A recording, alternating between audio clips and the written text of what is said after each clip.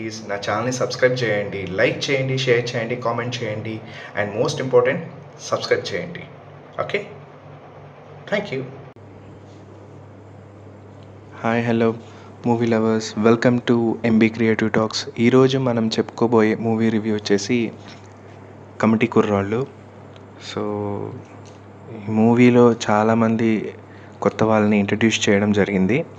ఈ movie director వచ్చేసి Yaduvanshi and ప్రొడ్యూసర్స్లో నలుగురు ఉన్నారు. అందులో వన్ ఆఫ్ ది ప్రొడ్యూసర్గా చేసింది నిహారిక కొనిదెల, నాగబాబు గారి అమ్మాయి. సో ఆవిడ వన్ ఆఫ్ ద ప్రొడ్యూసర్గా ఇందులో చేశారు. సో ఇందులో 11 మంది కొత్త వాళ్ళని ఇంట్రడ్యూస్ చేయడం జరిగింది. సో వాళ్ళ నేమ్స్ కూడా నాకు అంతగా తెలియదు, కానీ అందులో నాకు బాగా తెలిసిన ఒక యూట్యూబర్ ఎవరంటే ప్రసాద్ బెహ్రా. సో ఇంకొంతమంది ఉన్నారు.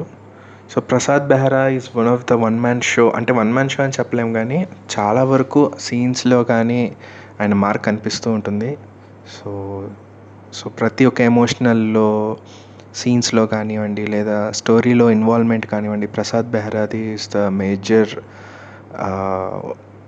తనది ఎక్కువ ఉంటుంది. సో చాలా బాగుంటుంది సినిమా కూడా. అండ్ సినిమా విషయానికి వచ్చేస్తే పర్సనల్గా నేను చెప్పేది ఏంటంటే 90స్లో పుట్టిన వాళ్ళు ఎవరైనా సరే ఈ సినిమాని ఖచ్చితంగా కనెక్ట్ అవుతారు. సో నిజంగా ఈ సినిమాలో చెప్పుకోదగిన విషయం ఏంటంటే 90స్లో పుట్టిన మనం ఎవరైతే ఉన్నామో ఆ టైంలో మనకి ఈ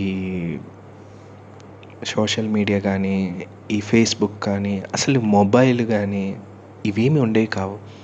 ఒక స్వచ్ఛమైన మనసు ఉండేది, కల్మషం లేని మనసు, కల్మషం లేని స్నేహం, కల్మషం లేని ప్రేమ. చెప్పడానికి ఎంత అందంగా ఉంది కదా.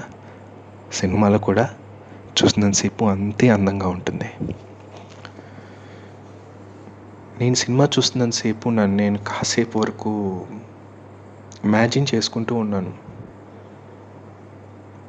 సో ఈ సినిమా చూసిన ఎవరైనా సరే, 90స్లో పుట్టిన ఎవరైనా సరే, ఎక్కడెక్కడో ఈరోజు చదువుకోను, లేకపోతే ఇంకెక్కడెక్కడో సెటిల్ అయిపోయి ఎక్కడెక్కడో ఫ్యామిలీస్ అందరూ ఎక్కడెక్కడో ఉన్న వాళ్ళు ఎవరైనా సరే ఈ సినిమా చూసిన వాళ్ళు ఖచ్చితంగా తమ మెమరీస్ని గుర్తు చేసుకుంటారు. ఇది మాత్రం నేను ఖచ్చితంగా చెప్పగలను. అండ్ ఈ సినిమా బ్యాక్డ్రాప్ మొత్తం దేని మీద ఉంటుందంటే, ఒక గోదావరి అక్కడ ఉన్నటువంటి పరిసరాల ప్రాంతంలో తీసినట్టు ఉంటుంది. అక్కడే తీశారు దాదాపు. సో ఇందులో చెప్పుకోదగ్గ విషయం ఏంటంటే, ఎవరో వేరే ఆర్టిస్టులు పెట్టేసో ఆ స్లాంగ్ని వచ్చేలాగా మాట్లాడించాలి అనేది ఎక్కడ ప్రయత్నం జరగలేదు. మన అదృష్టం ఏంటంటే చక్కగా గోదావరి స్లాంగ్ వచ్చిన వాళ్ళు అండ్ ఆంధ్ర వాళ్ళని ఎక్కువ పెట్టుకొని తీశారు. సో ఎవరైతే గోదావరి వాళ్ళు ఎవరైతే ఉన్నారో ఆ ప్రాంతం వాళ్ళు ఖచ్చితంగా ఈ సినిమా కనెక్ట్ అవుతారు. ఈ సినిమా చూసినంతసేపు మనం గోదావరి దగ్గరే ఉన్నాము, ఆ మనుషుల మధ్య ఉన్నాము అనేది మనకి ఆ ఫీలింగ్ అనేది ఉంటుంది. గోదావరి దాంట్లో ఎంత ఎటకారంగా ఉంటున్నాయో, వాళ్ళ మాటలు ఎంత ఎటకారంగా ఉంటాయో, ప్రేమ కూడా అంతే ఎక్కువగా ఉంటుంది. నిజంగా ప్రేమించేస్తే వాళ్ళు ఒక మనిషిని నావాడనేసుకుంటే అది గుండెల్లో పెట్టేసుకుంటారు అన్నట్టు ఈ సినిమాలో మనకి ఖచ్చితంగా తెలుస్తుంది. అంత బాగా పోర్ట్రే చేశారని చెప్పచ్చు. అండ్ ఈ సినిమా సో ఒక స్టార్ట్ అవడం ఒక క్యారెక్టర్ నుంచి స్టార్ట్ అవుతుంది. ఒక క్యారెక్టర్ నుంచి ఫ్రెండ్స్ అందరూ ఎక్కడెక్కడో ఏదేదో చిన్న చిన్న పనులు చేసుకున్న వాళ్ళందరూ ఒక ఊరి యొక్క జాతర కోసం అని ఒక దగ్గరికి అందరు రావాలి అని అనుకుంటారు. సో అక్కడి నుంచి ఒక కథ స్టార్ట్ అవుతుంది. అక్కడి నుంచి ఒక 90s లైఫ్ ఎలా ఉంటుంది ఏంటి అని అన్నది. కానీ ఆ ఊరు జాతర ఏంటంటే కేవలం ఒక చిన్న తప్పు వల్ల అక్కడ జాతర ఆగిపోవడం జరుగుతుంది. సో అదేంటి అంటే 90s టైంలో ఎప్పుడైతే నేను చెప్పానో ఈ ఫ్రెండ్స్ అందరు, ఈ 11 మంది ఫ్రెండ్స్ అందరూ కలిసి ఉంటాం. సో మెల్లిమెల్లిగా స్కూల్ లైఫ్ నుంచి ఇంటర్ లైఫ్కి ఎంత చాలా సరదాగా గడిచిపోతున్న టైంలో మన ఇంటర్ రాసినప్పుడు తర్వాత ఎంసెట్ రాస్తాం కదా, కౌన్సిలింగ్ వెళ్తాం కదా. సో అప్పటి వరకు అసలు ఈ ఒక క్యాస్ట్ అనేది ఒకటి ఉంటుంది, దీన్ని బట్టే మనకి ర్యాంకింగ్స్ ఉంటాయి అని అనేది అప్పటి వరకు తెలియని ఉన్నటువంటి ఒక స్వచ్ఛమైన మనసున ఉన్నటువంటి స్టూడెంట్స్, అక్కడ ఉన్నటువంటి వాళ్ళు ఎవరైతే ఉన్నారో ఆ కుర్రాళ్ళు, సో ఎంసెట్ కౌన్సిలింగ్ వచ్చిన దాని తర్వాత అమ్మ నీ కేటగిరీ ఏంటి, నువ్వు దేని కింద వస్తావు, సో నీ ర్యాంక్కి నీకు ఇది రాకపోవచ్చు అని చెప్పగానే అక్కడ ఆ ఫ్రెండ్స్ ఎవరైతే ఉన్నారో పాపం అందులో ఒకతను బాగా కష్టపడి చదివి ఏయులో ఒక సీట్ తెచ్చుకోవాలి అంటే గవర్నమెంట్ దాంట్లో ఒక ఎలాంటి ఖర్చు లేకుండా చదువుకోవాలి, ఎందుకంటే తనకి కేవలం తన అమ్మ మాత్రమే, నాన్న లేడు, అమ్మ మాత్రమే కష్టపడి ఒక చిన్న ఒక బడ్డీ కొట్టు లాంటిది ఒక చిన్న పాకలో ఒక హోటల్ లాగా మెయింటైన్ చేస్తూ వచ్చిన డబ్బులతో కష్టపడి అబ్బాయిని చదివించింది. సో ఆ అబ్బాయి ఏంటంటే తన అమ్మ కష్టపడింది కాబట్టి తను ఎలాంటి ఖర్చు లేకుండా ఏయులో చదువుకోవాలని ఆ టైంలో తనకి అప్పుడు ఎలాగైనా మనం ఒక ఏయులో చదువుకోవాలి, ఏదో ఒక మంచి ఉద్యోగంతో సెటిల్ అవ్వాలి అని అనుకునే ఒక అబ్బాయి. సో చివరికి అతను క్యాస్ట్కి ఆ రిజర్వేషన్కి ఆ ర్యాంక్కి తనకి సీట్ రాదు. సో అప్పుడు తను చాలా డిప్రెస్ అయిపోయి, సో అక్కడ తెలియకుండానే వాళ్ళల్లోనే ఒక గొడవ స్టార్ట్ అవటం. ఓహో మీరు ఈ కేటగిరీ కాబట్టి మీరు ఈ క్యాస్ట్ ఉన్నవాళ్ళు, మీరు తక్కువ వాళ్ళు ఎక్కువ వాళ్ళు అనేది ఇది ఒక చిన్న డిఫరెన్స్ రావడం వల్ల చాలా గొడవలు అయిపోయాయి. అందులో ఒక చిన్న పాయింట్ రైజ్ అవుతుంది ఏంటంటే, ఒకప్పుడు మీరు అట్లా చేశారు కాబట్టే ఈ రిజర్వేషన్ అనేది పెట్టామని అన్నది చెప్పడం జరుగుతుంది. రియాలిటీకి వస్తే చాలామంది క్యాస్ట్ గురించి కొట్టుకుంటున్నారు, తిట్టుకుంటున్నారు. నేను ఒక విషయం చెప్పాలి ఏంటంటే, ఇదేదో నేను అందరినీ ఏదో కించపరచాలనో లేకపోతే ఇంకేదో విషయం అని కాదు. ఒక విషయం మాత్రం నేను ప్రతి ఒక్కరికి గుర్తు చేస్తున్నాను. చదువుకుని ఉన్న వాళ్ళైనా సరే, చదువు లేని వాళ్ళైనా ఎవరైనా పల్లెటూరులో అయినా సిటీలో అయినా నేను చెప్పేది ఏంటంటే, క్యాస్ట్ ఈ రిజర్వేషన్స్ పెట్టారు కదా, మన డాక్టర్ బిఆర్ అంబేద్కర్ రిజర్వేషన్స్ పెట్టారు. ఈ రిజర్వేషన్ పెట్టడానికి కారణం ఏంటంటే, ఒకప్పుడు ఆయన తక్కువ కులం అని చెప్పేసి అతనికి బడిలో రానిచ్చేవారు కాదు, ఎక్కడో చివర్లో కూర్చోబెట్టేవారు. ఒకవేళ ఆయన వచ్చినా కూడా మిగతా వాళ్ళు లేచి వెళ్ళిపోయేవాళ్ళు. అందరూ తాగుతున్న నీరు కూడా ఆయనకి ఇచ్చేవాళ్ళు కాదు. సో ఇట్లాంటి పడ్డారు కాబట్టి తన వాళ్ళు ఎవరైతే తక్కువ కులంలో ఉన్నారో వాళ్ళు ఇలా పడకూడదు, వాళ్ళు మిగతా వాళ్ళకి సమానంగా ఉండాలి అని చెప్పి ఈ రిజర్వేషన్ పెట్టడం జరిగింది. ఈ రిజర్వేషన్ పెట్టడం కూడా ఎందుకు అంటే, వాళ్ళతో పాటు మిగతా కులాల్లో ఎవరైతే బాగా చదువుతారో, వీళ్ళ కులం వాళ్ళ కులం మొత్తం బాగా చదువుతారో వీళ్ళకి మాత్రమే ఒక మెరిట్లో ఉన్న వాళ్ళు వీళ్ళకి న్యాయం జరగాలి అని చెప్పేసి రిజర్వేషన్స్ పెట్టడం జరిగింది. అంతే, ఇదొక్కటే అర్థం చేసుకోండి.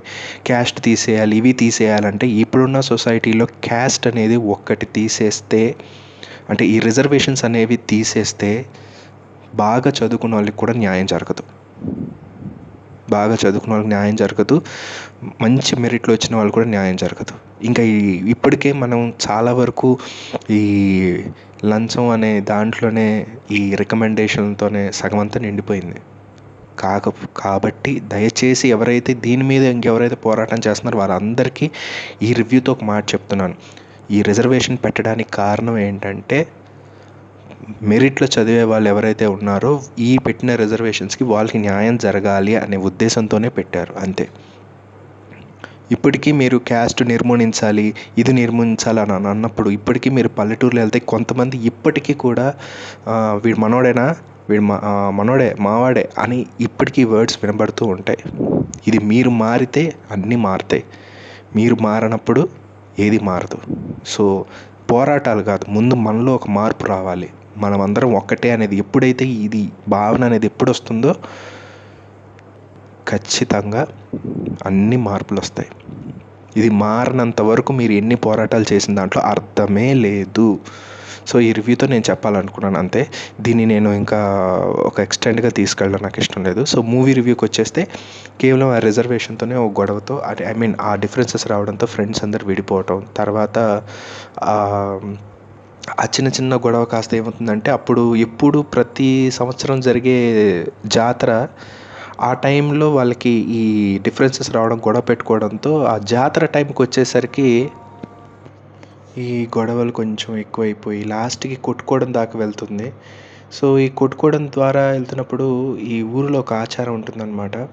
సో మేకని కోసి, ఆ జాతర టైంలో మేకని కోసి దాన్ని ఆ రక్తాన్ని అన్నంలో కలిపి మేక తలకాయని పళ్ళెంలో పెట్టి ఊరంతా అదొక దిష్టిలాగా అలా తీసి కర్రలతో కొడుతూ, అంటే ఎదురు రాకూడదు ఎవరు. సో అది ఊరు పొలిమేర దాకా అక్కడ దాకా వెళ్ళేసి అక్కడ వెళ్ళి మళ్ళీ తిరిగి రావాలి. సో ఇది ఆచారం అనమాట. ఇది ప్రతి సంవత్సరం జరిగే జాతరలో ఇదొక రూలు. సో ఈ గొడవ ఎక్కువైపోవడం వల్ల ఏంటంటే ఈ కుర్రాళ్ళు కొట్టుకోవడం ఎప్పుడైతే ఈ జాతరలో ఎవరైతే ఆ పళ్ళెం తీసుకుని వెళ్తారో ఆ వ్యక్తి, అందులో కూడా ఆ కుర్రాళ్ళు వాళ్ళ కొడుకు కూడా ఉంటాడు. ఆ కొడుకు పేరు ఆత్రం. సో అంటే ముద్దుగా ఆత్రం అని పిలుచుకుంటారు ఫ్రెండ్స్. సో అలా కొట్టుకొని రావడం. సో అండ్ వచ్చేసరికి అదేదో అపశకునం వచ్చింది, ఇక చేయకూడదు అనేది అలా వచ్చేస్తుంది. కుర్రాళ్ళు అలాగా లోపలికి వచ్చేసేసి ఆ జాతరలో అంటే ఆయనకి ఇంకా ఎదురుపడి ఇంకా అలా వచ్చేసరికి ఒక బ్రిడ్జ్ దగ్గర కొట్టుకునేసరికి ఎవరైతే పళ్ళెం పట్టుకుని చేయాల్సినటువంటి కార్యక్రమం ఎవరైతే చేయాలో వాళ్ళ కొడుకు ఆ బ్రిడ్జ్ దగ్గర కొట్టుకోవడం వల్ల అతను అందులో ఆ బ్రిడ్జ్ నుంచి జారి పడిపోయి తర్వాత అతను చనిపోవటం చాలా అసలు మనకి గుండె నిండా ఒక బాధలా అనిపిస్తుంది. మనమే కనెక్ట్ అయిపోతాం చాలా వరకు ఈ సినిమాలో. తర్వాత ఎవరు వాళ్ళు ఇంకా వాళ్ళ జీవితాలు చూసుకుంటూ ఉంటారు. ఇంకా చనిపోయిన దాని తర్వాత ఇంకా ఆ తండ్రి చేసిన దాని తర్వాత తన కొడుకు చనిపోయిన దాని తర్వాత అతను ఆ ఊరు వదిలి వేరే ఊర్లో ఎక్కడో బ్రతుకుతూ ఉంటాడు. ఇంకా వీళ్ళు ఏంటంటే ఒక 12 సంవత్సరాలు ఎవరి వాళ్ళు ఎక్కడెక్కడో ఉండుంటారు. మళ్ళీ 12 సంవత్సరాల తర్వాత అదే టైంలో ఎలక్షన్స్ రావటం, అందులో సాయి కుమార్ గారు ఆ ఊరికి సర్పంచ్గా చేయటం, సో ఎలక్షన్లో నిలబడటం. సో ఇది మనకు ఫస్ట్ చూపించేది స్టార్టింగ్లో. మీకు ముందే చెప్పాను కదా ఈ ఊరి జాతర గురించి.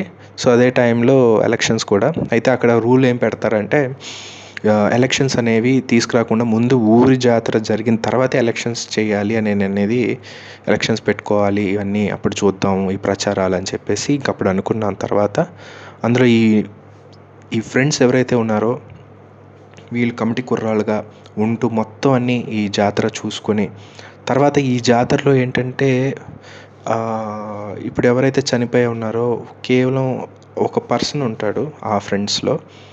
అతను కొంచెం అప్పర్ క్యాస్ట్. సో అందులో ఏంటంటే తెలియక ఒక నోరు జాతి అనమాట, తక్కువ జాతి వాళ్ళు అని చెప్పి ఏదో ఒక చిన్న మాట దొర్లుతాడు. సో దానివల్ల పెద్ద గొడవ అయిపోయి ఇంకా అందులో అతని ఫ్రెండ్ చనిపోవటం ఆ జాతరలో. సో ఆ తర్వాత 12 సంవత్సరాల దాని తర్వాత ఎవరెవరు మళ్ళీ ఆ 12 సంవత్సరాల తర్వాత ఎప్పుడైతే అందరు గ్యాదర్ అయిన తర్వాత సో ఇంకా ఆ పర్సన్ అయితే ఎవరైతే ఉన్నారో అంటే మాట దొరికినటువంటి పర్సన్ ఎవరైతే ఉన్నారో అతను మాత్రం ఇంకా గిల్టీగా ఫీల్ అవుతూ ఉంటాడు. కానీ కోపం ఉంటుంది, ఒక గిల్టీనెస్ ఉంటుంది. సో ఒక టైంలో ఈ ఊరి జాతర జరగాలి అంటే ఎవరో బయట వ్యక్తిని తీసుకొచ్చి, అంటే చెప్పాను కదా జాతరలో ఒక రూల్ ఉంటుంది కదా, అదే మేక తలకాయని ఒక పళ్ళెంలో అన్నం, ఆ రక్తం అంతా అన్నంలో కలిపి దానిపైన ఆ మేక తలక పెట్టి పళ్ళెం తీసుకొని ఊరు పొలిమేర వరకు వెళ్ళాలి. ఆ రూల్ ఏదైతే ఉందో ఆ సాంప్రదాయం కేవలం ఆ పర్టికులర్ పర్సన్ మాత్రమే చేయాలి. కాకపోతే కేవలం ఆ పర్సన్ యొక్క అదే ఆ వ్యక్తి యొక్క కొడుకు ఎవరైతే 12 సంవత్సరాల ముందు చనిపోయారో దానివల్ల 12 సంవత్సరాల వరకు జరగలేదు కాబట్టి ఆ వ్యక్తిని మళ్ళీ ఊర్లోకి తీసుకొచ్చి సో ఈ జాతర జరిపించాలి అని ఆ కుర్రాళ్ళు అనుకుంటారు. సో మొత్తం అందరు కలిసి వెళ్ళిన దాని తర్వాత కలవటం అంత బాగుంటుంది. కానీ ఇక్కడ నాకు చిన్న నచ్చని క్యారెక్టర్ ఏంటంటే, అంటే నాకు ఒక సిచ్యువేషన్ నచ్చనిది ఏంటంటే వీళ్ళు వెళ్ళి అతన్ని అడుగుతారనమాట, రండి మీరు ఊరు జాతర చేయించాలి మీ చేతుల మీదుగానే, 12 సంవత్సరాలు అయింది మళ్ళీ ఇప్పుడు ఇది చేయించాలి రండి అని అనగానే అతను వెంటనే ఒప్పేసుకొని వెళ్ళడం అనేది నాకు నచ్చలేదు. ఎందుకంటే ఆ ఊరిలో ఉన్నంత వరకు తను ఒక ప్రపంచాన్ని సృష్టించుకున్నాడు. ఆ క్యారెక్టర్లో ఒక ప్రపంచాన్ని సృష్టించుకున్నాడు. తన భార్య, తన బిడ్డ, వీళ్ళందరూ ఆ ప్రపంచంలోనే ఆ ఊళ్ళో ఎంతో ఆనందంగా గడిపాడు అక్కడ. కానీ ఆ సృష్టించుకున్న ప్రపంచంలో తన కొడుకు చనిపోయినప్పుడు అక్కడ ఉండలేకే కదా ఆ గుండె భారం అంతా చేసుకుని వేరే ఊరిలో ఉంటున్నాడు. మరి అలాంటిది కుర్రాళ్ళు అడిగిన వెంటనే ఒప్పుకోవడం అనేది నాకు నచ్చలేదు. సో నాకేమనిపించిందంటే వాళ్ళు అడిగిన తర్వాత అతను తన కొడుకు వైపు ఫోటో వైపు ఒక 20 సెకండ్స్ 30 సెకండ్స్ చూసి తను బెట్టు చేసి, ఏరా ఈ 12 సంవత్సరాలు మేము నా కొడుకు చనిపోయిన దాని తర్వాత ఆ కొడుకు లేని ఊర్లో నేను ఉండలేకపోయాను కాబట్టే కదా నేను ఆ ఊరు విడిచేసి ఇక్కడ ఉంటున్నాను. ఈ 12 సంవత్సరాల్లో మీలో ఎవరైనా నా దగ్గరకు వచ్చి కనీసం నేను ఎలా ఉన్నానో చూడటానికి వచ్చారా ఏంటి? ఇప్పుడు మీ ఊరి జాతర కోసం నన్ను అడుగుతున్నారని చెప్పి, అంటే మీ అవసరం కోసం నా దగ్గరకు వచ్చారే తప్ప ఈ 12 సంవత్సరాలు నేను ఏమైపోయాను, నేను అసలు బతుకున్నానా చచ్చిపోయానా అని ఎవరైనా వచ్చారా అని ఇలాంటి డైలాగ్ ఒకటి పడి ఉంటే ఇంకొంచెం బాగుండేది. అప్పుడు వీళ్ళు వచ్చి మీ కొడుకు వాడు లేకపోతే ఏంటి, నేను కూడా మీ కొడుకులే కదా, నీ కోపం ఏమన్నా కొట్టు అని చెప్పగానే ఆ కోపం మీద ఒక చెంప మీద ఒక్కటి కొట్టి వెంటనే వాళ్ళందరినీ హక్ చేసుకొని ఆ బాధ అంతా ఏడుస్తూ కక్కేసి ఉంటే అసలు ఎంత బాగుంటుంది. అలాంటి ఒక సీన్ని అది ఒక్కటే చేయలేకపోయారని అనిపించింది. సరే వాట్ ఎవర్. సో తర్వాత ఊరి దగ్గరకు వచ్చి జాతర చేయించడం, ఆ తర్వాత మళ్ళీ ఎలక్షన్స్ అవ్వడం. సో ఇందులో మనం ఏమనుకుంటామంటే, ఇందులో సాయి కుమార్ గారి క్యారెక్టర్ ఏంటంటే ఎంతో కొంత పడేస్తే వీళ్ళు ఉంటారు, వీళ్ళకి అన్నీ ఏం చేయాలి, ఊరికి మంచి ఎందుకు చేయాలి, మనం ఉన్నంత నాళ్ళు మనం చక్కగా సంపాదించుకున్నాం తిన్నాం అనే క్యారెక్టర్ అనమాట సాయి కుమార్ది. సో ఇందులో ధీటుగా ఈ కుర్రాళ్ళు నించొని ప్రెసిడెంట్గా సర్పంచ్ పోటీకి సో ఎలక్షన్లో నిలబడతారు. కానీ మనం ఏమనుకుంటామంటే ఆ కుర్రోళ్ళే గెలుస్తారని అనుకుంటాం. ఎందుకంటే అతను ఒక డైలాగ్ ఉంటుంది, బాగా మంచిగా చెప్తాడు. ఆ డైలాగ్ బట్టి జనాలందరూ ఆయనకే ఓటేస్తారు అనుకుంటాం, కానీ నిజంగా ఒక రియాలిటీ చూపించారు. అదేంటంటే ఎంత అనుకున్నా ఎవరికి వాళ్ళకి ఒక వీక్నెస్ ఉంటుంది. అంటే ఇప్పుడు అతను నా కూతురికి స్కూల్ ఫీజుకి డబ్బులు ఇచ్చాడనో, లేకపోతే నేను ముసలిదాన్ని అయిపోయాను, సో నాకేదో కొన్ని ఖర్చులు కావాలి కాబట్టి అతను నా డబ్బులు ఇచ్చాడనో, సో ఇవన్నీ పెట్టేసుకుని ఏంటంటే ఆ వ్యక్తికే వేస్తారు. అంటే కానీ అవతల వాడు నించుని వాడి వల్ల మనకి ఏదైనా జరుగుతుంది, మంచి జరుగుతుంది అనేది ఎవరు ఆలోచించరు అనమాట. సో మైండ్ సెట్స్ ఎలా ఉంటాయి అని చెప్పేదని అనేది అక్కడ చూపించేస్తారు. సో అది రియాలిటీ అనిపించింది, బాగుంది. అండ్ నెక్స్ట్ నేను ఎక్కడ మళ్ళీ కనెక్ట్ అయ్యాను అంటే, ఆ ఎలక్షన్స్ అయిపోయిన దాని తర్వాత ఆ కుర్రోళ్ళ యొక్క ఎవరైతే ఫస్ట్ క్రషెస్ ఆ టైంలో చెప్పాను కదా మనుషులు ఎలాంటి కల్మషం లేని ప్రేమలని, అలాంటి ఫస్ట్ క్రషెస్ అందరూ ఒక దగ్గరికి రావటం, వాళ్ళు కూడా వేరే వాళ్ళని ఎవరినో పెళ్లి చేసేసుకొని వాళ్ళ లైఫ్ని లీడ్ చేసిన వాళ్ళందరూ ఒక దగ్గరికి రావటం, సో సందడిగా చేయడం. ఆ తర్వాత వీళ్ళు చిన్నప్పుడు ఫొటోస్ తీసుకుంటారు. ఐ మీన్ నాకు అనిపించింది, మన టైంలో ఫొటోస్ తీసుకునేటప్పుడు ఫోజులు ఇవ్వకుండానే ఏదో ఆ టైంలో అసలు ఏమీ తెలియదు, అటెక్కడో చూస్తాం ఇటెక్కడో చూస్తాం, ఆ ఫోటో క్లిక్ చేసిన వెంటనే అవే మనకి చాలా మెమరీస్ కనిపిస్తాయి. ఒక గ్రూప్లో ఉంటాం, గ్రూప్లో ఉన్నప్పుడు ఒకడెక్కడో చూస్తాడు, సో తెలియకుండానే ఆ ఫోటో తీసిన వెంటనే నిజంగా మనం ఫోజుగా నిలబడి మనం ఏదో హీరోగా ఒక సెల్ఫీ అని ఇదని అదని ఈరోజు మనం తీసుకుంటున్నాం, కానీ అందులో కనిపించినటువంటి ఒక మెమరీ ఎప్పుడో ఒక డిజిటల్ ఒక ఫిల్మీ కెమెరాలో ఆ ఫొటోస్ చూస్తున్నప్పుడు ఇది నిజమైన మెమరీ అని అనిపిస్తూ ఉంటుంది. అదే ఆ సినిమాలో ఆ మెమరీస్ అన్నీ చిన్నప్పటి నుంచి ఇప్పుడు దాకా ఆ ఒక ప్రొజెక్టర్ వేసి చూపిస్తారు, అందరు కూర్చొని చూస్తుంటారు. నేను కూడా చూస్తున్నంతసేపు చాలా కనెక్ట్ అయిపోయాను. నా ఫ్రెండ్స్ కానివ్వండి, నేను నా టైంలో నా ఫ్రెండ్స్, నా ఫ్యామిలీస్, అంటే ఇక్కడ మనం అనుకుంటూ ఉంటాం 10th క్లాస్లో మన పక్కన కూర్చున్న ఒక వ్యక్తి వాడు మన బెస్ట్ ఫ్రెండ్ అవుతాడు లేదా ఫ్రెండ్ అవుతాడు, కానీ అదే ఫ్రెండ్ ఇప్పటి వరకు మనకి ట్రావెల్ అవుతాడా? ఒక 10 years వరకు మనతో ట్రావెల్ అవుతాడా? లేదు. వాడికి ఇంకొక ప్రపంచం వచ్చేస్తుంది, వాడు తీసుకుని ఎంచుకున్న గ్రూప్ కావచ్చు, అక్కడ ఫ్రెండ్స్ కావచ్చు, వాడు ఒక లైఫ్ స్టైల్ ఎన్విరాన్మెంట్లో వెళ్ళిపోతాడు. కానీ అదే యాటిట్యూడ్, అదే గ్రాటిట్యూడ్తో మన ఫ్రెండ్స్ ఎవరైనా మనతో ఉంటారా అంటే ఇప్పుడున్న రియాలిటీలో కష్టమే అని చెప్పొచ్చు. బట్ కొంతమంది ఉంటారు ట్రూ ఫ్రెండ్స్ ఇప్పటికీ. సో ఇందులో లాస్ట్ క్లైమాక్స్లో ఒకటి చూపిస్తారు, చైల్డ్హుడ్ అండ్ టీనేజ్. ఈ ఏజ్ మధ్యలో ఆ కుర్రోళ్ళు ఊహించుకుంటూ ఈ చైల్డ్హుడ్ ఈ టీనేజ్ అలా చూస్తూ అలా ఆ సీన్ చూపిస్తున్నప్పుడు నిజంగా లిటరలీ అసలు ఒక గూస్ బంప్స్ కాదు, కానీ తెలియకుండానే అదొక టైప్ ఆఫ్ ఫీలింగ్లో నేను ఉన్నాను. నిజంగా మన వెనకాల మనం ఎలా ఉండేవాళ్ళం, ఎలా ఎంజాయ్ చేసేవాళ్ళం అని చెప్పి సో అనిపిస్తూ ఉంటుంది. ఇందులో ప్రసాద్ బెహ్రా ఒక డైలాగ్ ఉంటుందబ్బా, ఫ్రెండ్స్ అందరు కూర్చొని మందు సిట్టింగ్ వేస్తున్నప్పుడు ఎవరైతే ఈ వ్యక్తి ఆ జాతర తాలూకా సాంప్రదాయం చేయడానికి అతను ఊర్లోకి తీసుకురావడానికి వీళ్ళందరూ మందు వేసి మాట్లాడుతూ చర్చిస్తున్నప్పుడు ఫ్రెండ్స్ అందరూ ప్రసాద్ బెహ్రా మాట అంటాడు, ఇంకా మనం ఎన్ని సంవత్సరాలు బతుకుతామో మనకు తెలియదురా అని అంటాడు. గుండె బరువెక్కిపోయింది ఆ డైలాగ్తో. నిజమే కదా, ఇంకా ఎన్నాళ్ళు బతుకుతామో తెలీదు. ఎందుకో ఆ ఒక వర్డ్ నాకు ఎందుకో చాలా బాధ అనిపించింది, నిజం అనిపించింది, ఒక్కసారి భయం అనిపించింది, ఏంటి ఈ జీవితం అనిపించింది. సో ఆల్ మిక్స్డ్ ఎమోషన్స్ ఉన్న మంచి ఫిల్మ్ ఇది. సో ఇది కేవలం పల్లెటూరు బ్యాక్గ్రౌండ్ తీశారు కాబట్టి పల్లెటూరులో మాత్రమే ఇలా ఫీల్ అవుతారా ఫ్రెండ్స్ అందరూ అని అంటే కాదు, అలానే కాదు, సిటీలో కూడా ఉంటారు, ఎక్కడైనా. నిజంగా ట్రూ కనెక్టెడ్ అంటే 90స్లో ఉన్న ఫ్రెండ్స్ ఎవరైతే ఆ టైంలో పుట్టిన వాళ్ళు ఎవరైనా ఉన్నారో ఖచ్చితంగా ఈ సినిమా కనెక్ట్ అవుతారు. అండ్ ఈ సినిమా ఎవరైతే ఇప్పుడు ఉన్నటువంటి జనరేషన్ వాళ్ళకి చూపించండి, ఖచ్చితంగా చూపించిన దాని తర్వాత అప్పుడున్న కల్మషం ఏంటి, ఇప్పుడున్న ఫీలింగ్ ఏంటి అని అనేది తెలుస్తుంది. ఇప్పుడు సోషల్ మీడియాలో ప్రతిదీ మనం తెలుసుకుంటున్నాం, ప్రతి విషయాలు మనం తెలుసుకుంటున్నాం, కానీ అప్పుడు చెప్పడానికి ఏమీ లేవు, తెలుసుకోవాలనే ఒక ఆతృత. సో చాలా బాగుంటుంది అప్పుడు ఆ టైంలో ఉన్నటువంటి. సో అప్పుడు విషయాలు ఎవరికి చెప్పినా మనకు అర్థం కాకపోవచ్చు, కానీ ఈ సినిమాలో కొంతవరకైనా ఒక 75% కవర్ చేశారని చెప్పొచ్చు 90s లైఫ్ని. ఆ లైఫ్ని ఇప్పుడున్న జనరేషన్కి చూపించండి ఈ సినిమా.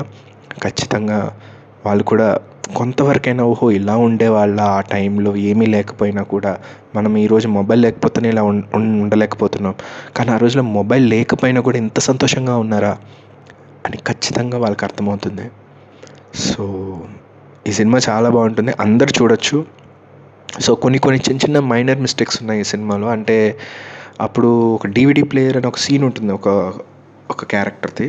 అంటే ఒక అమ్మాయి DVD ప్లేయర్ కోసం అని చెప్పి ఆ అమ్మాయి ఇంటి పక్కన రెంట్కి వస్తారు వాళ్ళు, ఫ్యామిలీ వాళ్ళు. సో ఒక లవ్ ట్రాక్ ఉంటుంది. సో నాకు అర్థం కానిది ఏంటంటే ఈ 12 సంవత్సరాల తర్వాత వచ్చిన వ్యక్తి ఆ అమ్మాయి ఎందుకు వాళ్ళ ఇంట్లోనే ఉంటుంది, వాళ్ళ ఇంట్లోనే ఎందుకు తిరుగుతుంది, అసలు ఏమైంది, అది కొన్ని మైనర్ మిస్టేక్స్ ఉన్నాయి.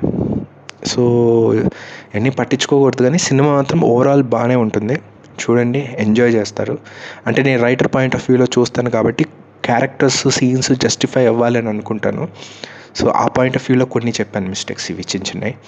But overall audience point of వ్యూలో చూస్తే బాగుంటుంది ఆ సినిమా, చాలా బాగుంటుంది. సో ఇది నా క్రిటిక్ రివ్యూ. సో ఈ క్రిటిక్ రివ్యూని కొంతమందిని అర్థం చేసుకోండి, పాజిటివ్గానే తీసుకోండి. సో నెగిటివ్గా తీసుకుంటే నేనేం చేయలేను, నెగిటివ్గా తీసుకోవద్దు, పాజిటివ్గానే తీసుకోండి. సో ఇది నా క్రిటిక్ రివ్యూ. సో ఇది నా పర్సనల్, నేను చూసిన మూవీ తాలూకు క్రిటిక్ రివ్యూ ఇచ్చాను. సో ఈ మూవీకి రేటింగ్ నేను ఇచ్చేది ఎంత అంటే